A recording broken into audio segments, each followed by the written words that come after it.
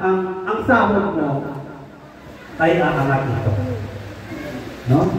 Kung gusto ni Lord na ang negosyo mo ay umosbong, oo mga, magagawa ito ng Lord. Bakit? God is in control. Siya yung nagpo-control sa lahat ng bagay. Hindi po ba tayo? Okay?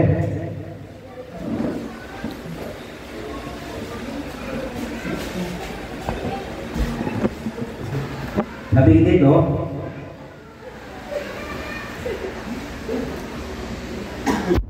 kung gusto niyang pagpalain, magagawa ng Lord. No, hindi ka niya pababayaan, iiwanan man sapagkat alam ng Lord kung ano ang pangangailangan natin. No? Atin ng Panginoon, mga kapatid, huwag kang malungkot, huwag kang mag-alala. Dahil alam ng Lord na may pangangailangan ka. No? Sa panahon natin ngayon, no, mga kapatid, maraming mga Kristiyano na sumusuko na. Mabuti na lang, hindi tayo sumuko. Nandito pa rin tayo. Matatag tayo na nakikipagbaka, nakikipaglaban, nakikipagtunggaling. No?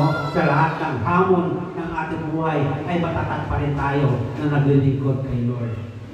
No? Hindi ka nangihina, hindi tayo nangihina. Bakit? Dahil pinatatag tayo ng Panginoon, dahil kasama natin ang Lord araw-araw at gabi-gabi ay lagi tayong iniingatan, lagi kang binibigyan ng mga pangangailangan ng bawat isa sa atin. Ikaw ba ay ginutom ng Lord? Amen. Hindi ka ginutom, kapatid. No? Kung babalikan natin yung mga nakaraang pandemic, nagutom ka ba? Hindi. No? Dahil ang supply ng Lord ay dumarating. Di po ba? Walang nagutom noon. Pagamat buong mundo na pandemic.